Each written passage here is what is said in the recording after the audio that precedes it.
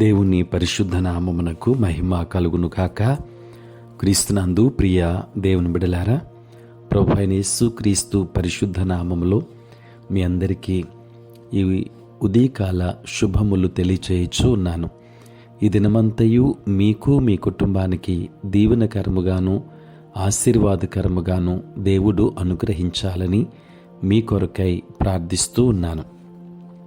నేటి దినము కొరకు ఏర్పాటు చేయబడిన దేవుని వాక్యము కొలస్సీ పత్రిక 3వ అధ్యాయం 5-6 వచనాలు. కావున భూమి మీదనున్న మీ అవయవములను అనగా జారత్వమును, అపవిత్రతను, కామాతురతను, దురాశను, విగ్రహారాధన అయిన ధనాపేక్షను చంపివేయుడి. వాటి వలన దేవుని ఉగ్రత అవిధేయుల మీదికి వచ్చును. ప్రియులారా, నేటి దినము కొరకు ఏర్పాటు చేయబడిన ధ్యానాంశము నూతన స్వభావాన్ని కలిగి ఉండుట. ప్రియులారా, క్రైస్తవ జీవితం కేవలం విశ్వసించుటతోనే ముగిసిపోయేది కాదు. బాహ్య ప్రవర్తనలో కూడా ఎంతో స్పష్టమైన మార్పు మనకు అవసరమని గుర్తించాలి. అవయవములను అంటే ఇక్కడ భ్రష్ట స్వభావాన్ని గూర్చి దేవుని వాక్యం బోధిస్తుంది.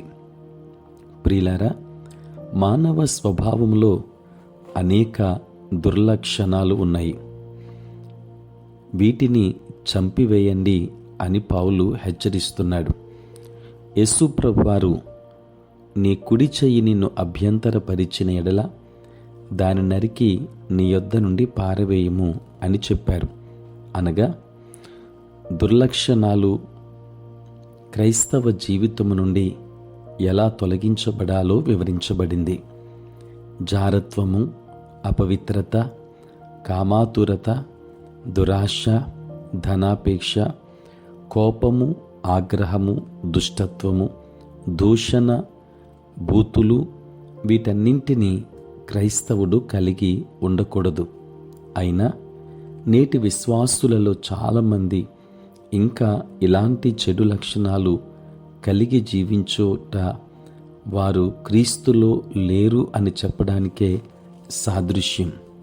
ప్రియులారా, మనం పైన ఇంతవరకు ధ్యానించినటువంటి లక్షణాలు మనం కలిగిన వారమైతే మనము కూడా క్రీస్తులో లేనివారమే. వాస్తవానికి మనకు పుట్టుకతో ఇలాంటి లక్షణాలే ఉంటాయి. వీటినే పౌలు ప్రాచీన స్వభావం, దాని క్రియలు అని వ్రాస్తున్నాడు. వీటిని విడిచి దేవుని స్వరూపము అనగా నవీన స్వభావము ధరించుకొనుట అవసరం. ఈ రీతిగా జీవించాలి అంటే మరలా మనం ఏ సంస్కృతుల నుండి వచ్చామనేది ఏమాత్రం ప్రాముఖ్యం కాదు, కానీ నూతన స్వభావం తప్పనిసరిగా కలిగిన వారమై ఉండాలి. కనుక నూతన స్వభావమును కలిగిన వారముగా ఉంటూ దేవుని బిడలముగా దేవుని ఆశీర్వాదాలకు పాత్రులుగా చేయబడదాం. దేవుడు మిమ్మును మీ కుటుంబాన్ని దీవించునుగాక. ఆమేన్. ప్రార్థన. పరిశుద్ధుడైన తండ్రి, ప్రేమ కలిగిన ప్రభు, మీ పరిశుద్ధ నామమునకై వందనాలు, స్తోత్రాలు చెల్లిస్తూ ఉన్నాం. నాయన, రాత్రంతయు కాపాడి సంరక్షించి సుఖనిద్రను మాకు దయచేసి మా జీవితంలో మరి యొక్క నూతన దినమును మీరు మాకు ప్రసాదించినందుకే స్తోత్రాలు.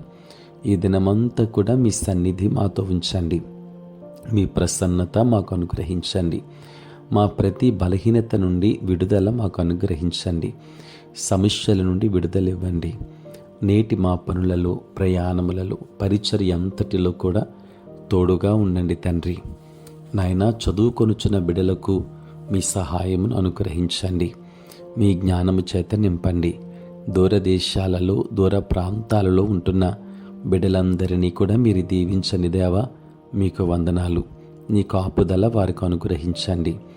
ఉద్యోగస్తులను, వ్యాపారస్తులను, కష్టపడి పనిచేసుకొనుచున్న బిడ్డలందరినీ మీరు దీవించుమని ప్రార్థిస్తూ ఉన్నాను. ప్రేమ కలిగిన ప్రభువా, ఈ దిన దీవెనల చేత మమ్మల్ని నింపండి. నీ సేవా పరిచర్య చేయుచున్న ప్రతి సేవకుని మీరు దీవించుమని వేడుకుంటూ ఉన్నాం. దేవానికి స్తోత్రాలు ప్రభువా. మరి ఈ సమయంలో పుట్టినరోజు, పెళ్లి రోజు జరుపుకొనుచున్న బిడ్డలని దీవించి నూతన ఆశీర్వాదములతో వారిని నింపండి. అనుదినము ఈ ప్రాతకాలపు ధ్యానములు వింటున్న ప్రతి కుటుంబాన్ని ఆశీర్వదించుమని యేసు నామములో ప్రార్థించి వేడుకొనుచున్నాము తండ్రి. ఆమేన్. తండ్రి, కుమార, పరిశుద్ధాత్మ త్రియేక దేవుని దీవెన సదా మీ అందరికీ తోడై ఉండునుగాక. ఆమేన్.